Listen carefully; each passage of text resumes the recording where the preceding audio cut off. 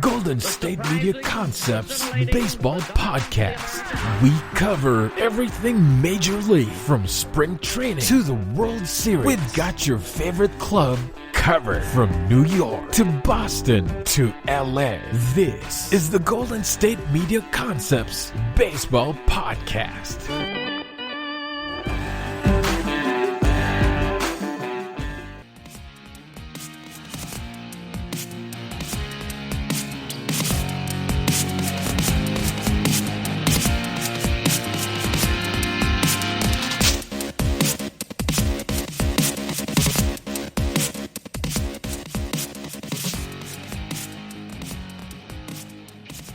Welcome into another edition of the GSMC Baseball Podcast, brought to you by the GSMC Podcast Network. I'm your host, Kevin Mahalik. It is Monday, March 15th. What a sports weekend we had this weekend. Of course, spring training baseball going at it here. Teams are starting to send some guys back down to minor league camp, starting to fine-tune their rosters, as we are about 2 weeks away from opening day, depending on which day you guys are listening to this.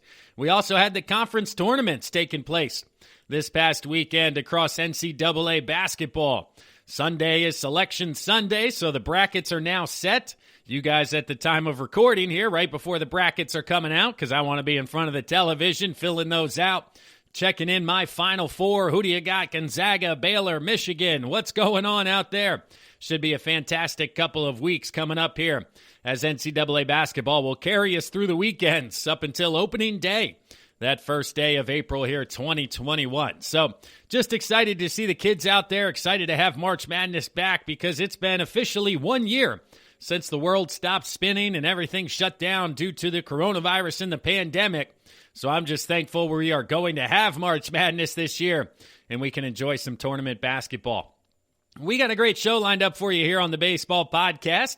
We're going to get into some of the rule changes that have been announced for the minor league level. Then I'm going to give you guys some of my outlandish rule changes that I would implement. Some of them kind of serious, some of them not so much.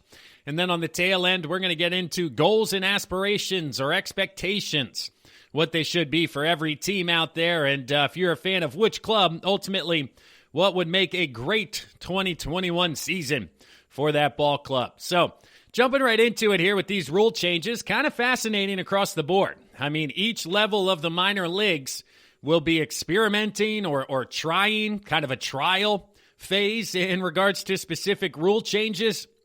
AAA, AA, high A, all the different low A's.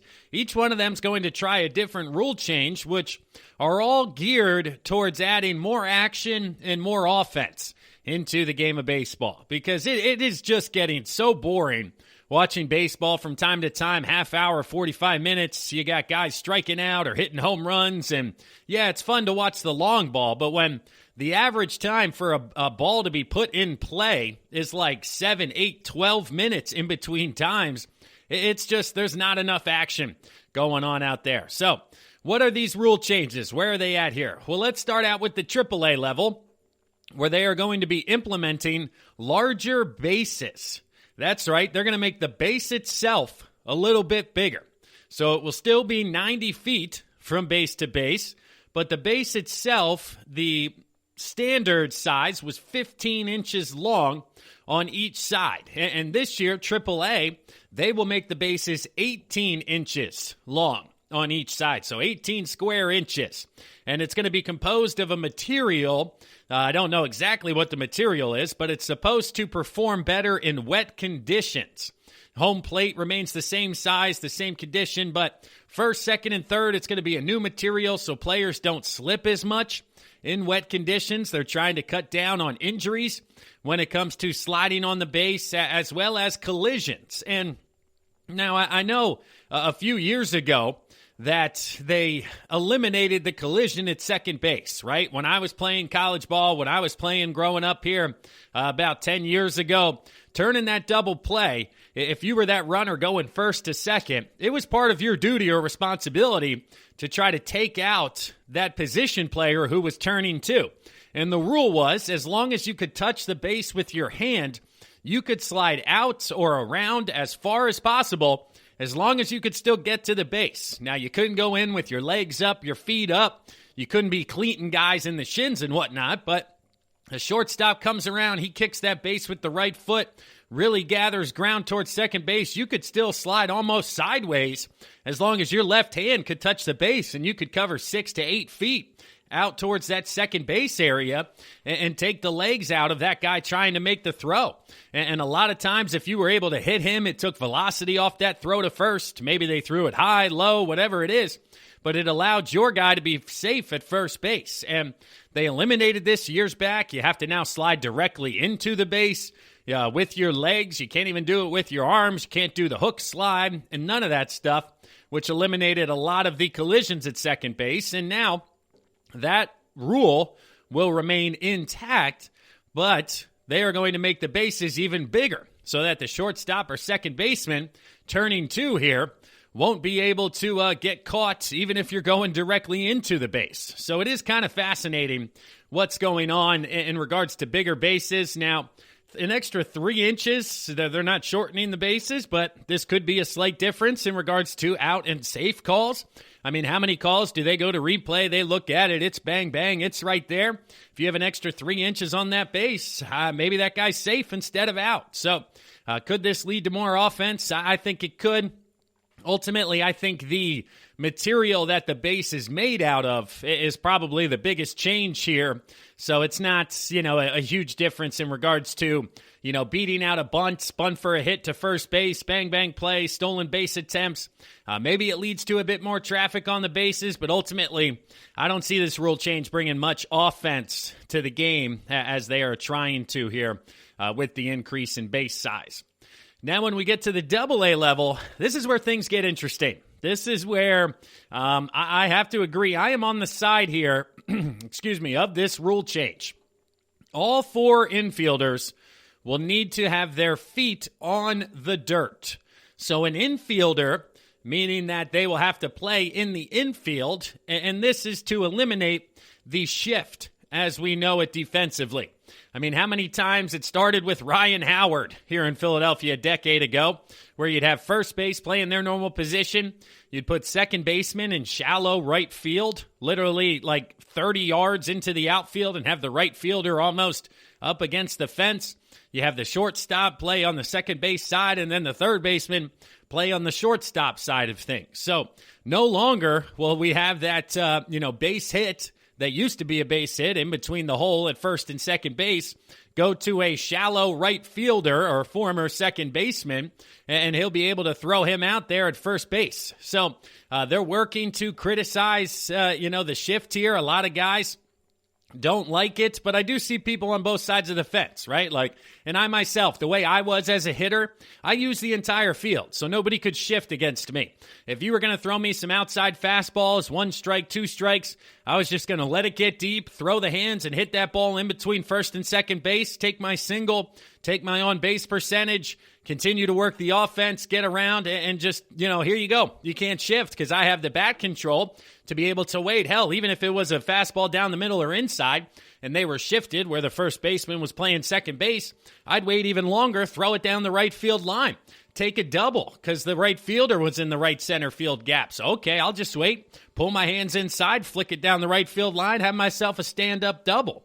So why can't people do this at the big league level? Well, what's happened is, especially with left-handed hitters, instead of trying to maneuver the ball to left field, they've actually tried to lift the ball over the shift.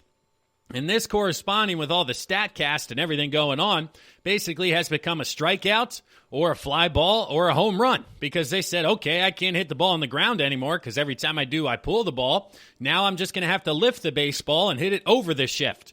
I'm going to have to eliminate the ground ball from my repertoire, and I'm just not buying that. So I like this a little bit. You'll hear in the second segment when I get into my suggestions, ultimately what I believe they should do with the shift. I think you guys are going to like that one, but this one's easy to be enforced by umpires. You can see whether or not the guy's feet are on the dirt. It's pretty simple. Now, you can still have 3 guys on the right side of the infield. You could certainly put the shortstop on the second base side, second base in that gap, first base kind of down the line, but all of them need to be in the infield. So if a hard hit ball is hitting in the gap in between those guys, it should still be a base hit, which will allow for a higher batting average on balls in play and should allow for more guys to get on base here moving forward. Now at the high A level, we have the quote-unquote step-off rule, meaning that pitchers, in order to attempt a pickoff, will have to step off the rubber before throwing the ball to any base. Now this changes a lot. I mean, at second base, you have the inside move where the pitcher lifts their legs, rotates back, throws to second base, or specifically at first base, you have that jump turn pickoff move for the right-handers. That's a lot quicker than stepping off, turning, and throwing over to first base. But the people that this is really going to affect, and the reason why Major League Baseball is doing this is to increase the number of stolen bases, is those left-handed pitchers. I mean, the lefty, think Andy Pettitte, think any lefty who has a good move now, they can lift that leg, pause up top, because you can't go unless the ankle crosses the back foot or they start that movement to home plate. You know, lefties love that 45-degree rule and kind of mess with that line there and a lot of times go further but get away with it. So they won't be able to do that anymore.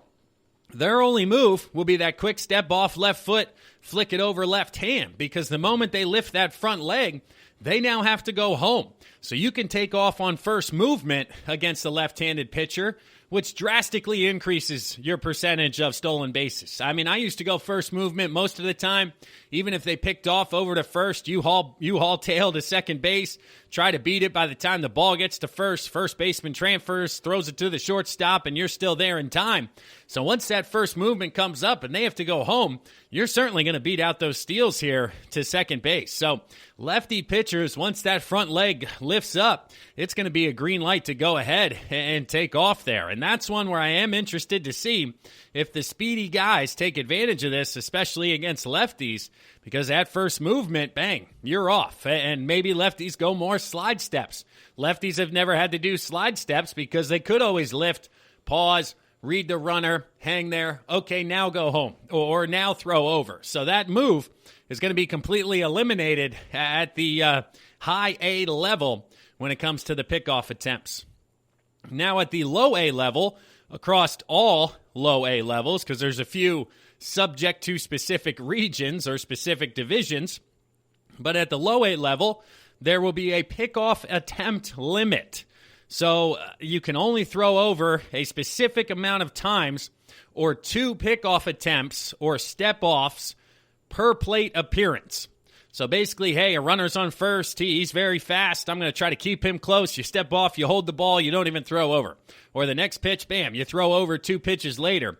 Well, that's it then. The guy on first base knows, hey, he's already come over here twice, he can't throw over anymore. I'm going to get a huge lead of 20 feet because he can't pick me off, and boom, that's an automatic stolen base. So you're only going to throw over 1 time at most, because if you do that second time, he knows he can literally just continue to go to second base and almost take off even before you come set because you can't throw over. So this one is kind of fascinating. I don't know if 2 is enough. I would probably make it 4 because, again, that really only allows 1 attempt. But, they're considering lowering it to 1 attempt, which is kind of fascinating. But this is going to lead to a ton of stolen bases and at least a ton of stolen base attempts, and just a fascinating rule there at the low A level. Now in low A Southeast, we are going to have robot umps. The automatic ball strike system is going to be tested in some games here. They did that in the Atlantic League, which is the independent league here around Pennsylvania. They also did it in the Arizona Fall League. It looks like they're ironing it out before it gets here, but it's one of those where it's fascinating because, again, think about it logistically. A right-hander throws a slider, and technically it's a strike when the ball crosses the front of home plate. So a ball that's moving down and away from a right-handed hitter crosses the plate on the outside part at the knees. By the time it reaches the catcher, that ball's going to be in the dirt. That's just science, and that is not a strike today. But by definition, it's absolutely a strike. So a change up from a right-handed hitter, away to a lefty, same thing. crosses the front of the plate at the knees, right over the outside corner, dives down, it's not going to look like a strike, but it certainly is by definition. So I'm fascinated to see ultimately how this one is received and reviewed by the public and the players, because visually, what we've gotten accustomed to seeing and where the catcher catches it, oh, that's just down. Well, it was a two-seamer with downward movement, so when it crossed the front of the plate, it was at the knees, but the extra 2.5 feet by the time the catcher catches it, of course it's down. It's got disgusting movement, so it'll be interesting to see what takes place there. And then the last rule change is the pitch clock, which will be taking place in the low A Western divisions. So a pitch clock, which is inning breaks or in between pitches. MLB, they used it in spring training. AA, AAA, they were kind of implementing that in previous times. So it'll be fascinating to see. Ultimately, this comes, but it's a more aggressive 15-second pitch clock. And there will be timers in the outfield for the catchers, 2 behind home plate so the pitchers can see what's going on. This plus the limited pickoff attempts certainly seems like it'll keep the pace moving here as teams try to get more action, more offense, and more runs. So doing away with the shift, not entirely, but the short right field shift or shallow right field shift is what they're doing away with. They got bigger bases at AAA, robot umps, limited pickoffs, and just all types of stuff going on here across minor league baseball. So you baseball purists, you're not going to love that minor league schedule this year, but for me, I say let's check it out. Some of these I think are the future, some not so much.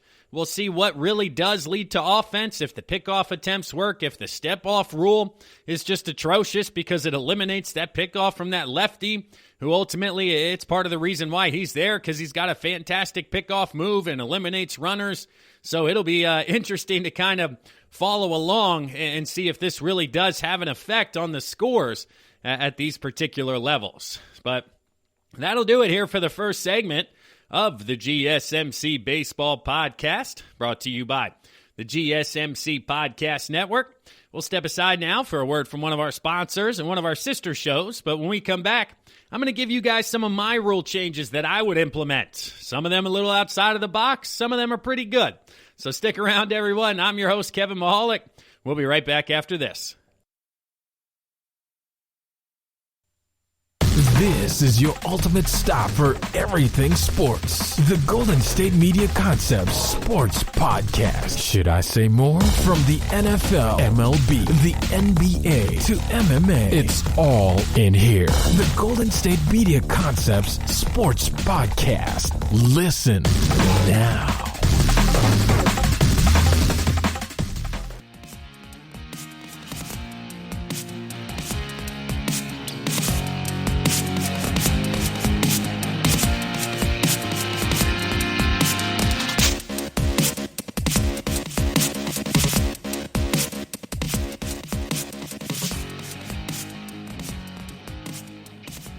Welcome back, and thanks for listening to the GSMC Baseball Podcast, brought to you by the GSMC Podcast Network.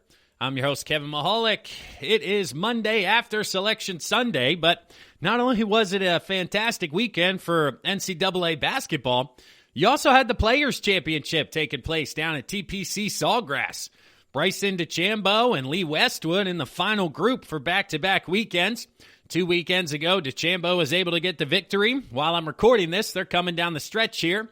You also have Justin Thomas putting his name in the ring here. Just a fantastic weekend. I love watching the Island Green at Sawgrass. I've played that course twice, and I have yet to be able to hit the Island Green. But I feel a bit better about myself and my game, because when I watch the pros and you see 30, 40, 50 balls in the water from the best in the world at a hole where the green is huge, and it's 120 some odd yards, which is a pitching wedge, and they miss the green, certainly makes me feel better about myself. But a fantastic course, a lot of water, some gettable holes where you can make birdie, you can make eagle, just a lot of fun to watch here. So for you golf fans, a fantastic weekend coming up, or that just passed, and with the Masters coming up, it's going to be a great month of April here as well. So diving back into baseball here, of course, and rule changes we discussed in segment number 1 are official and will be implemented at the minor league level. But I decided to come up with some rule changes myself that I would like to see implemented or I think could be a lot of fun. And yes, these are certainly going to upset you baseball purists out there. But that's not part of this segment. I'm just trying to have some fun here, purely entertainment value. Let's see how we can make this game fun, interesting, bring the fans back, enjoy ourselves, and let's dive right in here. So one of them, if you guys have been listening now for just over a year that I've been on the podcast here, one of them, while last year they were putting the runner on second base in extra innings, kind of going with that softball rule. Last out of the ninth inning starts at second base. Okay, do we bunt? Do we go for hits? What do we do here? Well, I'm okay with that. That ended up not being horrendous because it does bring that mental side back into, strategic. What are we going to do? What are the odds? Who's hitting? Who's pitching? That particular type of thing. Well, I'm only going to give each team one opportunity to do this. I'm going to allow this for 10 innings, but after 10 innings, I am going to a home run derby style of swing off. I want the best hitter from both teams to be able to take 5 pitches or 5 swings. It's probably going to be a number of pitches. Let's do pitches. Let's put a little bit of pressure on the guy throwing the ball too. Because if you just do swings, they're going to sit there and wait for the perfect pitch. And this could take forever. So let's do 7 pitches. How many home runs can you hit versus how many home runs can the other team's best player hit? I mean, just imagine this. It's kind of shootout style for the National Hockey League, right? So 10 innings, guy on second, neither team scores. Instead of going 11, 12, 13, and burning through pitchers' arms and using guys for a third straight day, let's allow everybody to sit down. Everybody goes to the dugout. Bring out the L screen, bring out the pitching mound, put it in front of the rubber, and just have Bryce Harper versus Juan Soto go at it in a 7-pitch swing-off home run derby for the win. I mean, who doesn't want to see that? I think it would absolutely be electric to watch Ronald Acuna Jr. go at it with Pete Alonso with the Braves and the Mets. I mean, whatever fan base you're in, just think about who your top guy is and going against somebody you guys play all the time. I mean, who would you pick if you're the Dodgers? Would it be Betts? Would it be Bellinger? Who would it be? I mean, you've got a ton of guys. Seager, who's been in the home run derby. Or if you're San Diego, is it Tatis? Is it Hosmer? Is it Machado? Chicago White Sox, do you have Jose Abreu out there? I mean, who would not want to see Mike Trout going at it against somebody in a home run derby? Because these big names don't do the home run derby. We don't get to see them participate. Like in the NBA, the best dunkers aren't the guys in the dunk contest, which has driven me nuts for years on end here. Like, just go out and dunk. We want to see the best of the best. So on the baseball side of things, we'll actually see it for a 7-pitch count. Would people be able to hit 6 home runs? 7 home runs? I mean, put like a 15-second clock in between pitches because the guys are going to swing as hard as they can. Even if the pitch isn't perfect, they're going to swing at every one of them because it's a limited number of pitches. So give them 5 seconds in between. Hey, swing, follow it. Okay, it lands, get back in there. 7 swings. Let's go. Fire it up. Juan Soto, Bryce Harper, 7-pitch swing off. Who doesn't want to watch that from a fan's perspective? I mean, how nuts would the stadium go? And Soto goes first and hits 4 home runs. Then Bryce Harper comes up and he's got 3 home runs on 3 pitches. That stadium is absolutely going to be rocking, and I just think it would be electric for those 2 or 3 minutes post-game. It would almost, if it goes 10 innings, I would say, hey, don't score. I want to see this home run derby, as opposed to, I'm turning this off. Nobody scored in 11 innings. It's 11 o'clock at night.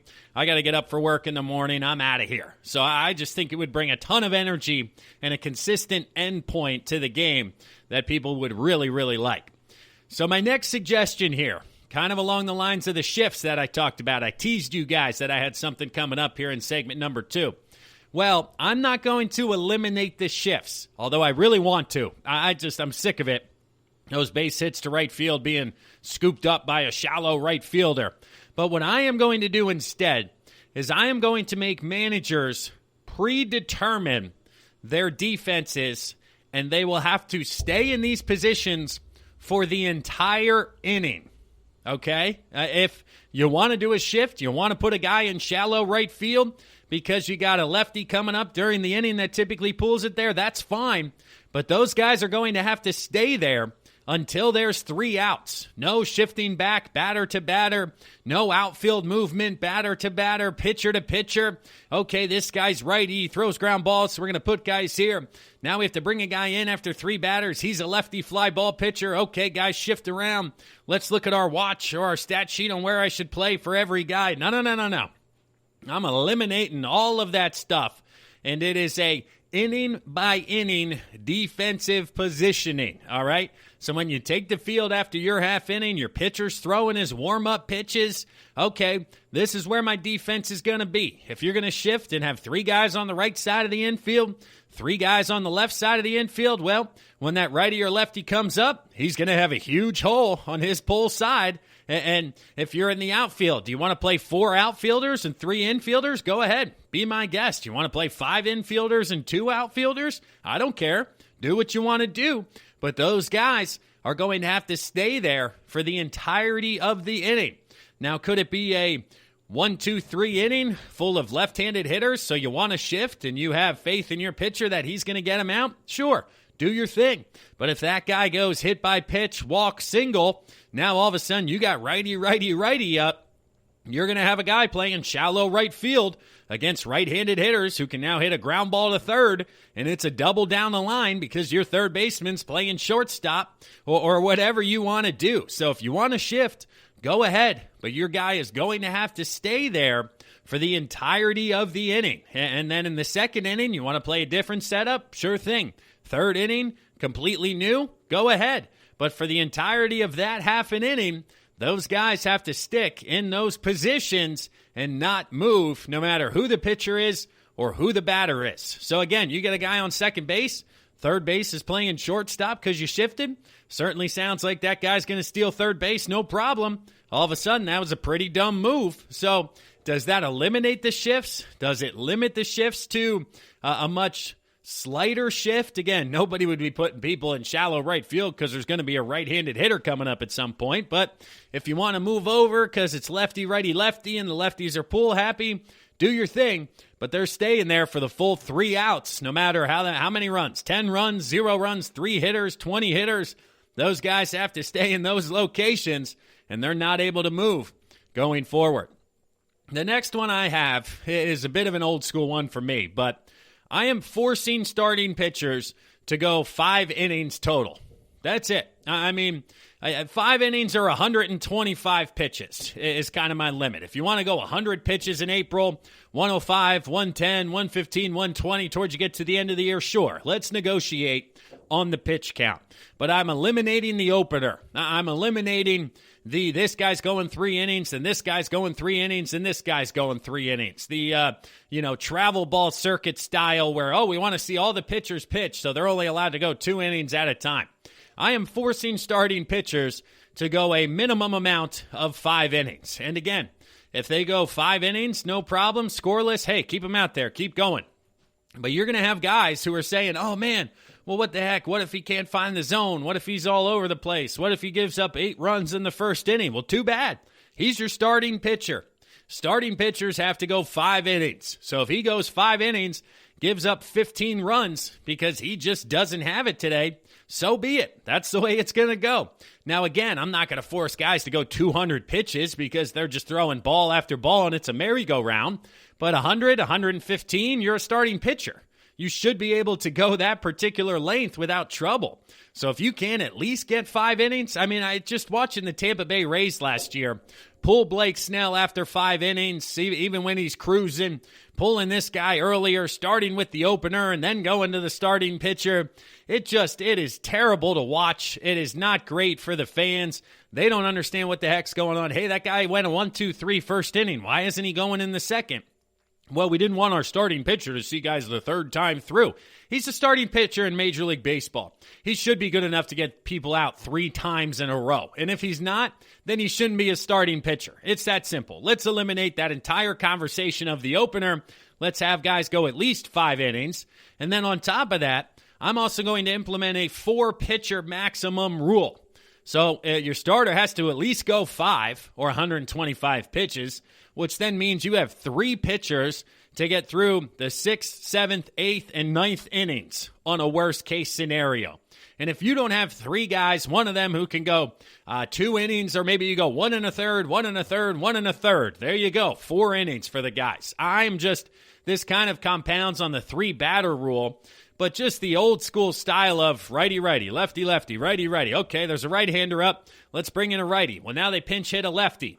Then you go out and you bring in a lefty. Okay, now they're pinch hitting a righty. And back and forth we go, which continues to drag out the game and continues. And you have guys, pinch hitters, who are announced, so they have to wait till the pinch hitter's announced. Then they change the pitcher. Then they announce another pinch hitter to come out for him. And that first guy, he's washed because he was technically in the game and then removed from the game, and he didn't even play. So he's not allowed to come back into the game later because he was already pinch hit for, even though he never stepped out of the on-deck circle. So I am going 5 innings minimum with my starting pitcher, and I'm also going 4 pitchers maximum per game to continue the pace moving forward. Now, the last couple here on the list are the little ones that are a little more outlandish, all right? So one of them, I have that 1 inning out of the 9, you have to throw only fastballs as a pitching staff.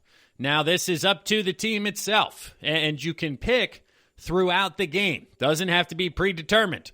Okay, we got the 7, 8, 9 hitters up. This is our fastball-only inning here moving forward. Now, you can throw 2 seams, 4 seams, cutters, all of them under that. But it's the 6th inning, and we're only throwing fastballs. And it would be interesting to see when pitchers would utilize this inning. Would it be the 1st inning?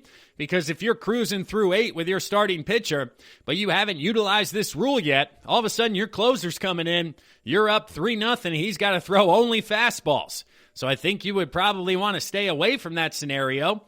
Put him in there a bit earlier going, okay, 5th inning, bottom of the order, the pitcher's up during this inning, fastballs only here. Or it's the 7th. Hey, he's got to do it in either the 8th or the 9th, so let's see which position or which pitcher he trusts more to just throw fastball after fastball and still be able to get outs. The hitter knows what's coming. Obviously, again, 2-seam cutter, 4-seam, you can mix those up. You can mix locations. It would be fascinating to see ultimately how many runs are scored, or if it is like batting practice where even in BP you hit 500. You're going to hit balls right at people, right? Or are these guys good enough where they'd be able to pepper and have the bat control of exactly where they want to place the baseball moving forward? And my last one here, before we let you guys go out of segment number 2, is I'm implementing a mercy rule. I can't watch teams get crushed and have to play the full 9 innings. I'm thinking spring training. Let's go back to the youth ages, right? 15 runs after 3. That one typically would never happen. 10 runs after 5. Okay, that one's possible. And let's go 7 runs after 7. I mean, I don't need to see position players pitching because the score is 13-2 in the 8th inning, and you have your left fielder come in to pitch because you don't want to burn another bullpen piece for tomorrow. I mean, let's just call the game there. Let's stop getting guys hurt. Now, of course, you get into, it's crushing at-bats. The records would be off. They only played 8 innings, 7 innings. It cost him at-bats, a chance for a double or a home run, and blah, blah, blah. Yeah, okay, I get it. Again, these are outlandish. But I just, as a fan, find no entertainment value in watching a team up 13-2 or down 13-2 and having a position player come in throwing 80 miles an hour, walking some guys, hitting some guys, just trying to find the strike zone as we crawl our way here to the finish line. So what do you guys think of those? What would be some of your rules that you would implement out there? Do you like the home run derby, the pre-inning defensive positioning, or how about the fastball-only inning? So let me know what you guys think. What are some of your most outlandish rule changes that you would implement? Leave them in the comments here, and we'll discuss them on a future show. But that'll do it here for segment number 2 of the GSMC Baseball Podcast, brought to you by the GSMC Podcast Network. I'm your host, Kevin Mahalik. We're going to step aside here for a word from one of our sponsors and one of our sister shows. And then when we come back, we're going to get into goals and expectations for each ball club. What would make each year a good year for your squad out there? Stick around, everybody, and find out. We'll be right back after this. Tired of searching the vast jungle of podcasts? Now listen close and hear this out. There's a podcast network that covers just about everything that you've been searching. Hey! The Golden State Media Concepts Podcast Network is here. Nothing less than a podcast bliss with endless hours of podcast coverage. From news, sports, music, fashion, cooking, entertainment, fantasy, football, and so much more. So stop lurking around and go straight out to the Golden State Media Concepts Podcast Network. Guaranteed to fill that podcast itch. Whatever it may be. Visit us at www.gsmcpodcast.com. Follow us on Facebook and Twitter, and download us on iTunes, SoundCloud, and Google Play.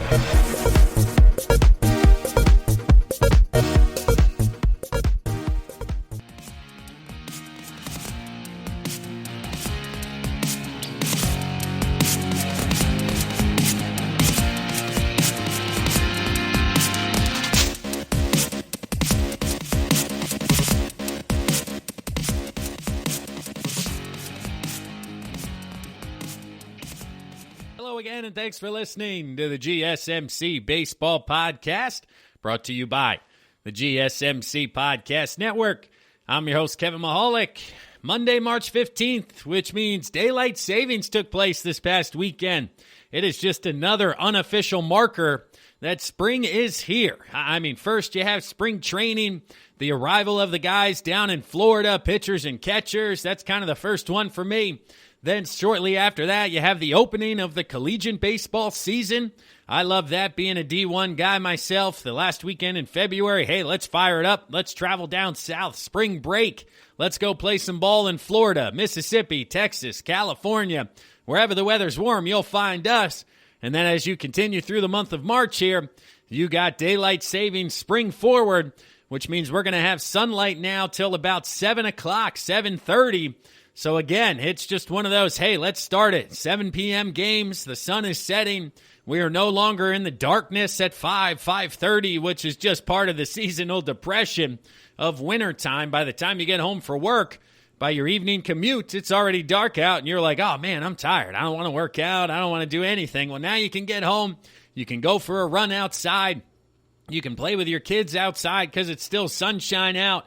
And, man, it is just, again, we are slowly creeping here to opening day April, which is kind of that final spring time, marker until we get to the unofficial marker. I don't even know when the specific date is because in my head it's already here. So hopefully you guys, caught up on that hour of sleep you lost on Saturday by the time you're listening to this Monday morning.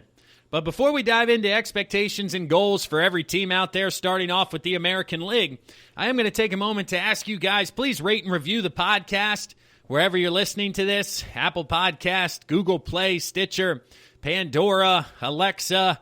What else do we have out there? YouTube. We are on YouTube as well. You can listen to these episodes. Give us a 5-star rating, rate, and review the podcast. Leave a comment.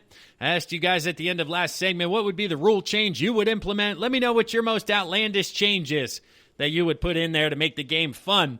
As continuing to spread the word of the podcast, share us with one of your friends. Hit those 3 little dots, click share, go to that text message bar, and boom, you can shoot us out there.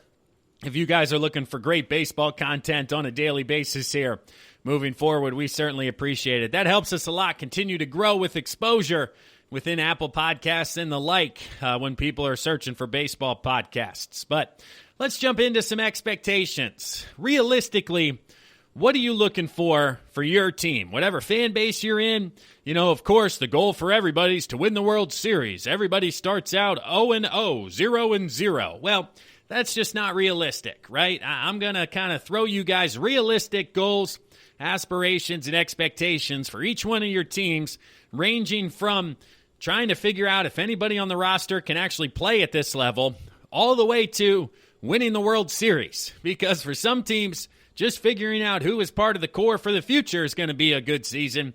And for others, anything short of hoisting that piece of metal that Bobby Manfred, our beloved commissioner, loves to call it, will be a disappointment this year. So let's start out in the American League East.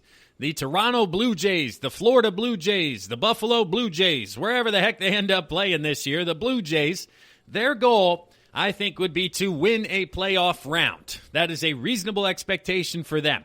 Now, is that just the wild card game? Could be, because last year, yes, they made the playoffs, albeit, it was an expanded playoff and a best 2 out of 3. So it seems that we're probably a year away from championship series, World Series aspirations or expectations.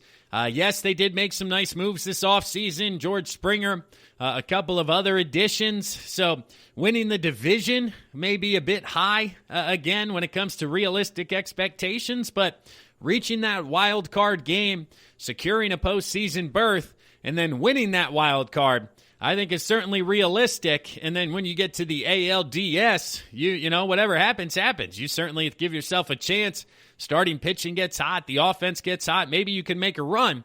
But I think winning that wild card game and making the wild card game is where the expectations for Blue Jays fans should certainly be here moving forward. Now we're talking about the Baltimore Orioles. These are one of the guys I was talking about saying, hey, who on this roster can play? I mean, they got to figure out which guys are on the next quote-unquote playoff team that Baltimore is going to put out there 2, 3, 4, 5, 6, 7, 8 years down the road. I mean, the Phillies here, 10 years in between. Nobody likes to take that long. But, 3 years, 2 years into this is kind of year 2 into their rebuild. So give it 3 more years, kind of a 5-year process ultimately. So who are those guys? Call up some of those prospects. Let him play. Let's figure it out. Mr. Mountcastle, he's been fantastic. Is he going to continue it here in year 2? Or does he have a sophomore slump now that pitchers know a little bit about what's going on? They've learned a little bit more about his game. So is he able to continue that rise? So the Orioles just need to identify which pieces of the puzzle they already have internally, which ones are part of the kids coming up, and then which ones ultimately are they going to need to add when they start making moves as additions and not subtractions to try to make that postseason push here coming up. Next, we have the Tampa Bay Race. What is their goal? It's tough to figure out because they made it all the way to the World Series last year, but then they ship out Blake Snell. They make some additional changes on the roster. So I don't think the goal should be returning to the World Series, but they do have a ton of talent down there. Randy Rosarina, still technically a rookie this year somehow because he didn't make his debut until pretty much the postseason. So, and again, with the Yankees we're going to get to, but with them at the top of the division, I think making the postseason, making the wild card game, advancing to the ALDS, very similar to what the expectations are in Toronto, I think are fair for Tampa Bay. Now, again, I don't have them making the postseason based on my projections, my predictions. They're kind of on the outside looking in, so making the postseason could be a realistic goal. But again, a team that made the World Series last year, whether they make moves or not, subtractions, additions, whatever it may be, it's going to be tough to now say to a fan base, albeit a small one down there in Tampa Bay, that, hey, your goal should just be making the postseason, and you should be thankful that if you make it that far. But they always seem to overachieve down there in Tampa, and I wouldn't be surprised if this year it's the same. Now, the Boston Red Sox, where are we at with Boston? I mean, again, there's just a lot of negative vibes going on in Boston. They bring back Alex Cora after his suspension and a cheating scandal. They had traded Mookie Betts off. They signed a couple of bad deals. They traded Andrew Benintendi this past offseason. So what the heck is going on in Boston? Well, they need to kind of get to that next phase of the rebuild, get to that good mojo taking place here. Are they going to be able to re-sign Xander Bogaerts? Are they going to re-sign Rafael Devers? Bobby Dalbec, is he going to be a breakout star this year? Is Chris Sale going to return to form coming off his injury? It's going to be fascinating to see what happens in Boston, but I have them trying to finish around 500, and again, just kind of figure out who those pieces are, who you're going to tie yourself to long-term, and just getting through this initial wave and next stage in the rebuild process for the Red Sox.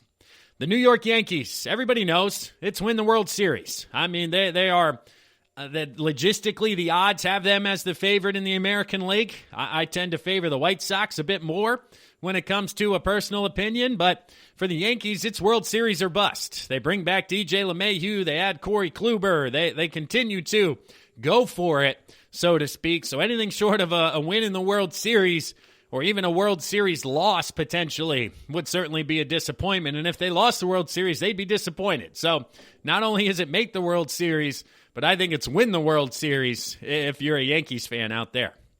Now in the American League Central, where are we at here? There's a lot to be determined on what's going on in the Central. For the Cleveland Indians, it's trying to prove that this shift in the roster was the right decision. Now, they moved on from Lindor, Carrasco, traded both of them to the Mets.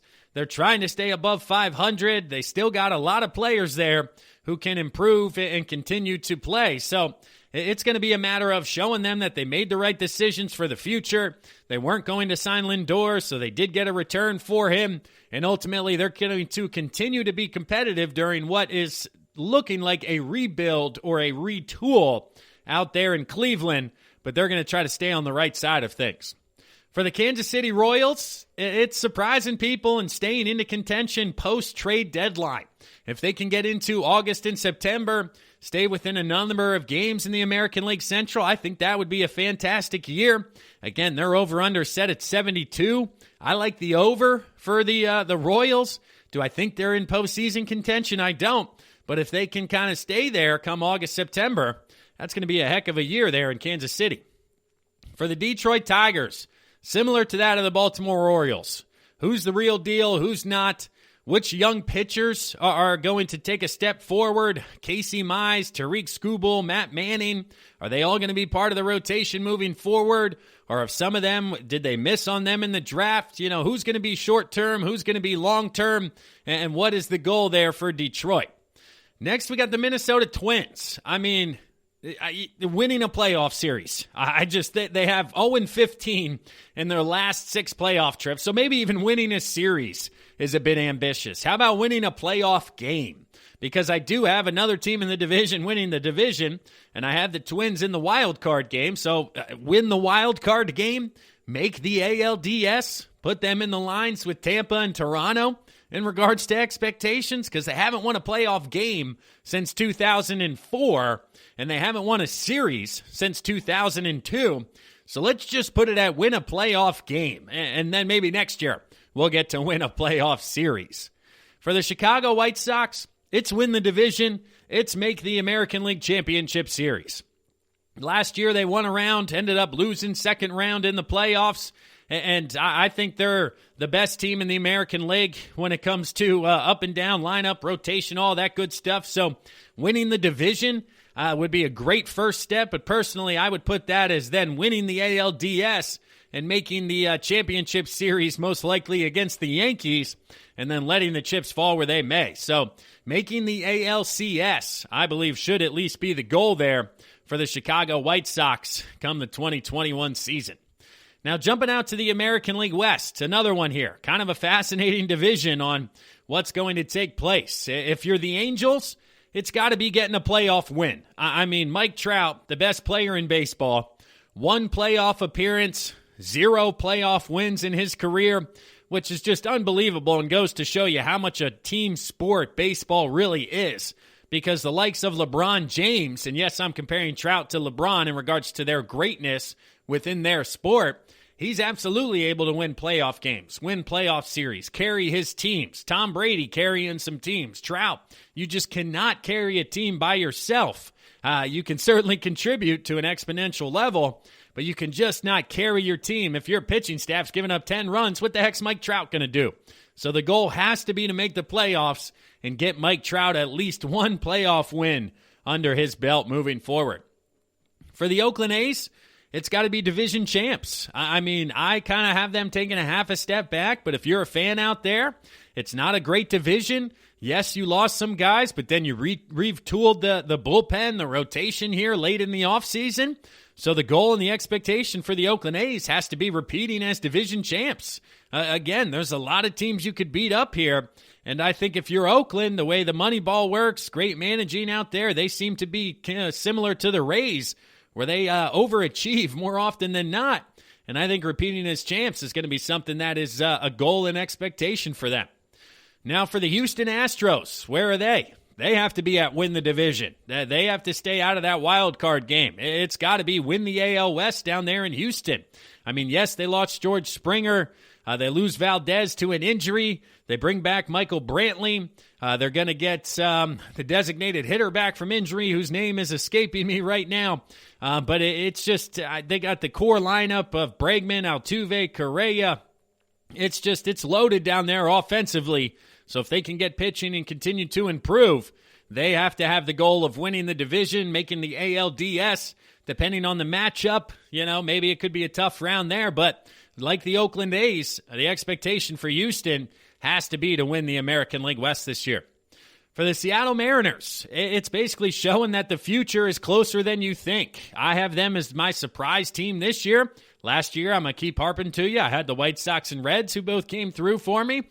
This year, I have the Mariners. So, yes, they're going through some controversy, some internal back and forth with Kevin Mather, putting a dark cloud over him here. But if they can get these kids up during the regular season and show some promise maybe in the second half, that going into next year where Houston may lose more guys. Oakland has a lot of guys on a one-year deal.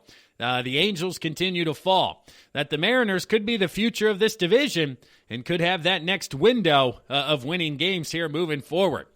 And the last team here out west, we got the Texas Rangers. They're just trying to figure out what the heck's going on. Again, I have them losing around 100 games. Maybe they decide who else besides Joey Gallo is somebody to build around. They brought in some guys, but again, it's going to be a ton of competition. Who can play, who can't, and trying to figure out maybe 1, 2, 3 guys that can stick around for the Rangers should be the goal and the expectation. But it's going to be a long year down there in Arlington for you Rangers fans here in 2021. That'll do it here for segment number 3 of the GSMC Baseball Podcast, brought to you by the GSMC Podcast Network. We'll step aside here one last time for a word from one of our sponsors and one of our sister shows. But when we come back, we're going to talk about the National League, goals, expectations, where they at here moving forward. So stick around, everyone. I'm your host, Kevin Mahalik. We'll be right back. Want to know the latest in soccer? Then listen to the Golden State Media Concepts Soccer Podcast. From MLS, the World Cup, and the Premier League, we've got you covered. The latest updates, the hottest matches, and news on the league's top players. It's the Golden State Media Concepts Soccer Podcast. David Beckham scores the goal to take England all the way to the World Cup finals. Listen now.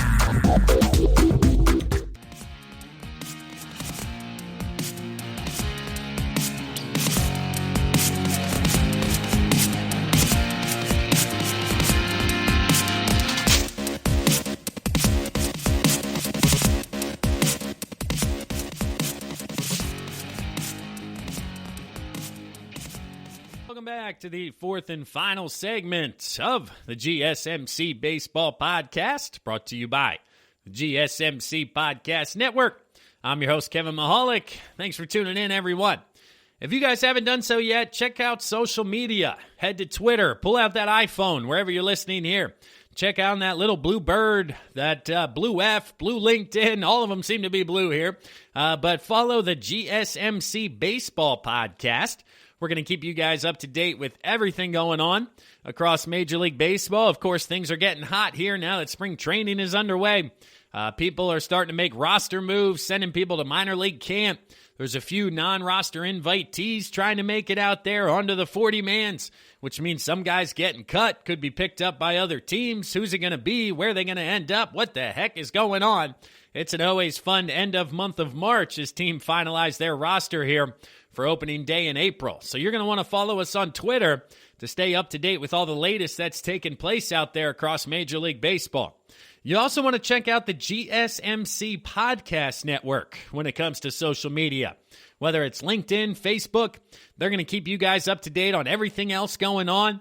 Wherever you're listening to this pod, if you just type in GSMC into that search icon, you're going to be filled with a ton of different quality options when it comes to content. You got health and fitness, you got news, you got books, movies, cars, whatever it is. There's like 20 to 25 different shows within the network that are all fantastic. A lot of quality hosts, a lot of great content for you guys. So if you're into more than just sports, check some of those out. If you're a sports guy, check out college football, fantasy football, NFL. there's a ton of different shows out there that are fantastic here moving forward. So check out both the GSMC Baseball Podcast as well as the Podcast Network on all social media platforms. Click subscribe, quick follow. We certainly appreciate it here within the network. Let's jump into the National League. What do we have for expectations here? Again, kind of all over the board when it comes to the National League, specifically the National League East. It is just crazy. I mean, I talked to you guys about how this is the deepest division when it comes to 2021, and it shows with expectations. I mean, for the Braves, it's got to be reach the World Series. This team, it's been 20 years for them since they made the World Series. Last year, they were up on the Dodgers 3-1 in the NLCS, and ultimately were unable to close it out. Couple of blown games, couple of offensive outbursts for the Dodgers, but this Braves team is very good. They made some additions. They brought a lot of guys back. So for Atlanta, 100 wins, winning the division and losing in the playoffs, I don't think would be good enough for them or their fan base. I think it's time that they win the National League and take that next step, as difficult as that may seem with some of the other teams in the conference. Next, we got the Miami Marlins. For the Marlins, man, it is tough because they were the super surprise playoff team in the National League last year, but I don't think we're looking at that again here in 2021. So for them, I have make the wild card, be in wild card contention through the month of September in regards to the division this year. Have all the starting pitchers stay healthy and stay in contention, because, you know, staying out of last place, that would be a disappointment if they finished in last after making the playoffs. So I think them staying in contention through August, through September, maybe making a late season push would be high aspirations for the Marlins. But again, that's where everybody is at the beginning of the year. For the New York Mets, I think it's win the National League East. With the additions they made this offseason, the amount of money they spent, James McCann, Francisco Lindor, adding outfield rotation in depth, adding starting pitching rotation, Taijuan Walker. You get Marcus Stroman back. So I know the Mets fans are thinking World Series here or bust in year one. But again, you got the Braves, you got the Dodgers, you got the Padres. So I think the Mets winning the division would be a realistic expectation. Then you get into the postseason with that rotation. You stack up very well against anybody you would match up with. Even if it's the National League Central, then you could certainly make the NLCS and make a push there. So for the Mets, I think it's pretty much win the division, set up yourself well for a playoff push, and nobody in New York's going to be upset after what's been going on with the Mets the last handful of years. Now, the Philadelphia Phillies, it's got to be finish over 500 and get a wild card spot. Make the playoffs. You know, maybe they're not the team to beat in the division. The Mets are a little better on paper. The Braves are a little better on paper. So I think the Phillies, they haven't finished above 500 in about 8 years. So I think that would be goal number one. But here in Philadelphia, if you told people you just want them to finish above 500, they'd be upset. If this team goes 82-80 and misses the postseason, people are not going to be happy. So I think that the goal needs to be to make the playoffs, make the wild card, get into the wild card game and see what happens from there. And a postseason berth, anything short of that would certainly be a disappointment here in the city of Philadelphia. And last, we have the Nationals. I think they have the same goal as the Phillies, same goal as the Mets, same goal as the Braves. Top end of the expectations or goals should be to win the National League East, and the bottom end of the goals would be to make the playoffs. I mean, you got Juan Soto, Max Scherzer, Steven Strasburg, Patrick Corbin, John Lester. You add Josh Bell at first. You add Kyle Schwarber to the outfield. This is a playoff team. This is a team that won the World Series 2 years ago, even with a makeshift bullpen that's been improved. It's fascinating to see the amount of, not hate, but this team's getting no love when it comes to everybody. Oh, the Braves are excellent. Oh, the Mets made all these moves. Yeah, well, the Nationals won the World Series 2 years ago, and I think the team on paper today may be better than that team. So what are we talking about here? But make the playoffs, maybe win the division, certainly not the wild card is the goal down there in Washington. So for 4 teams in the National League East, it's going to be a disappointment if they don't make the postseason. And with the Padres out west, I think a maximum of 2 are coming out of the NL East to make the playoffs. So at least 2 teams are going to have hugely disappointing seasons, even if they do finish above 500 when it comes to the overall record. Now in the National League Central, the Milwaukee Brewers. For them, with the recent moves they've made, it's got to be win the division. You get Christian Yelich back. If he's Christian Yelich again, he's right there. You added Jackie Bradley Jr. out in the outfield. You got Lorenzo Cain coming back. You add Colton Wong to the second base position. So up the middle and outfield defensively, you are fantastic. If the starting rotation can be any good, you got Williams out of the bullpen there, Rookie of the Year. So it's got to be win the division, make the playoffs for the Milwaukee Brewers as a goal or expectation out there, which, again, a couple of weeks ago, I didn't think it was. But they add Wong, they add Jackie Bradley Jr. It's just an excellent move for Milwaukee here. Now, if you're St. Louis, let's see. What's the goal? I think it's win a playoff round. They went to 4 straight NLCSs from 2011 to 2014, but they've only been back one time since in the last 7 years. I think they're the favorite to win the National League Central. Before they added Nolan Arenado. Now, after adding Nolan Arenado, I certainly think that ups expectations to winning at least one playoff round. The lineup of Goldschmidt, Arenado, DeJong, Carlson, Molina offensively should be good. The rotation is solid. And with some of the other teams in the Central, I think they could set themselves up for a nice seed in the postseason and ultimately make a push to win that first round and make it back to the National League Championship Series. After the Cardinals, you got the Cubbies. Where is it for the Cubbies? Maybe one last ride here, Bulls Jordan style documentary, but one last happy goodbye. They moved on from Yu Darvish. Let's see. Chris Bryant could be moved. Javier Baez, Rizzo, all these guys going to be free agents. So for them, I think the real goal or expectation is to figure out who you're going to bring back. Who's going to be part of this team's future? Who are you going to trade for pieces? Who are you going to let walk in free agency? There's a lot of different directions you could go if you're the Cubs here. So maybe one last run, middle of the summer, get hot for a month or so and give your fans one more thing to cheer about before ultimately blowing up, which was the first World Series championship in 80-plus years there in Chicago.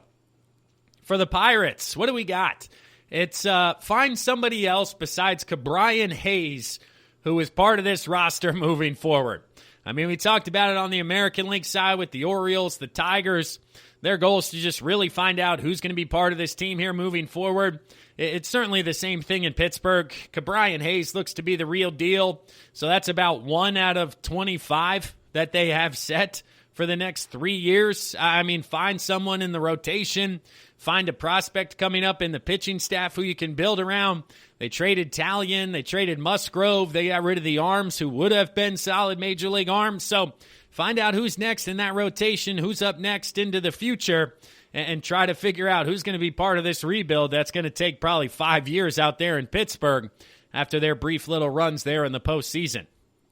For the Cincinnati Reds, oh, man, this one's tough. It's got to be return to the playoffs. They made the postseason last year. Yes, Trevor Bauer walked on them. So, again, it's tough in Cincinnati. They got to hope that the weak division really helps them out. Yes, they have Sonny Gray. Yes, they have Luis Castillo, Suarez, Castellanos, Rosario. It's just, man, it's tough for me to realistically look at the Reds and say they have a shot to make the postseason in the National League unless they're going to win this division, because the two teams out west, the loaded National League East, I really don't think we're going to get 2 squads out of the NL Central. And with the top of the division, with the Brewers and Cardinals really a cut above, I think the Reds' expectations maybe should be 500, get above 500, stay in contention through the month of August and September. And really then you're having a conversation of, do you make a move at the trade deadline? Do we add? Where are we at in regards to these other teams? But for Cincinnati, finish above 500 and stay in contention, I think would be a nice year for them. Now we get to the NL West. This is where it's really interesting because the two teams everybody knows, it's pretty much what it is. But everybody else, what's a good year for them and in this division? So The Diamondbacks, I think it's to finish above 500. They took a huge step back last year when they signed Madison Bumgarner. I didn't think it was a good deal for them, although he has looked sharp this spring. I just didn't like the amount of wear and tear on his arm from all those postseason runs, all those innings he throws. I mean, he's an extremely hard worker. He's still relatively young, so I understand it. But the 5-year commitment for Bumgarner, I was not a fan of for the Diamondbacks. Does this continue to strap them in regards to, what they do here moving forward? But I think they got to bounce back just a little bit there in Arizona and finish at about that 500 mark and maybe stay in contention before you start to sell off a ton of pieces. The San Francisco Giants, what's their goal? I think it's to stay in that wild card race, to stay in contention. Similar to the Reds, looking at it, the division's brutal, but they added some pieces. They added some nice bullpen pieces. You got Gabe Kapler out there. They overachieved last year, similar to the Phillies, really choked down the stretch, but could have been a playoff team, which would have certainly been super surprising. So for the Giants, 500 record, stay in contention in August and September, I think is something that the fans out there certainly couldn't be upset with. And then the Colorado Rockies. I mean, what do we have here? It's just figure out what the future is, because you trade Nolan Arenado. It certainly looks like Trevor Story is going to be traded during the season because he will be a free agent and will be gone, so you're going to want to get some sort of return. So it's basically appealing to the fan base and showing them that, hey, the return for Arenado, the return for Story is what is launching us into our next chapter here as Rockies fans, as Rockies players, as an organization, and maybe winning 70 games, trying to stay outside of that 100-loss mark is a good goal for the Rockies based on these final 2 teams out here out west that are going to be in the division as well. So the San Diego Padres, what's a goal for them? I mean, the goal is to win the NL West. They clearly made moves coming at the Dodgers. They want to win the division, send the Dodgers back to that wild card game, send them reeling here, trying to repeat in L.A. So San Diego, I think that's the goal. Realistically, make the wild card, win the wild card, make the National League Championship Series or a matchup with the Dodgers in the postseason, whether that's the NLDS or the NLCS, and make a push here moving forward. But San Diego wants to be right there with the Dodgers and ultimately finish a game ahead of them and win the National League West. Now for the Dodgers, the goal, win the World Series, win back-to-back. Maybe setting a record for most wins in the regular season. I mean, this team's payroll is up in the 240, 250 mark. They're blowing past both luxury taxes. They had the best team in baseball last year, and they turn around, they bring back Justin Turner, and they add Trevor Bauer. They add the National League Cy Young winner. So it is clearly the goal for this team to win the World Series once again, and that's where the expectation should be. If you want to get greedy, 115 wins, give or take, maybe the best regular season record in all of baseball, lowest ERA for the rotation, best rotation ever. However you want to set your next level goals or aspirations. But for L.A., it's win the World Series or bust this year when it comes to goals for 2021. So now that'll do it here for the National League and for the GSMC Baseball Podcast on today's edition. We had a fantastic show for you guys today. I mean, we talked about the new rules and regulations that are implemented at the minor league level. Did you guys like them? Bigger bases, pitch clocks, no pickoffs, limited pickoffs. What else do we got? There's a ton going on there at the minor league level. And then I gave you guys some of my suggestions. Home run derbies after 10 innings. Pitchers going 5 innings. What do we got? Pre-inning defensive positioning. So that was a lot of fun. And then, of course, here in segments 3 and 4, talking about goals and expectations for each team out there and ultimately trying to figure out what would be a quote-unquote good year for your squad, wherever you're listening. But please take this time, if you're still here, end of the pod squad, to rate and review the podcast, share it with a friend. I certainly appreciate it, but that'll do it for today's show. As always, I'm your host, Kevin Mahalik. I appreciate you guys listening. Hopefully you have a fantastic week out there, and I'll talk to you guys again this Thursday as we are getting so close to opening day.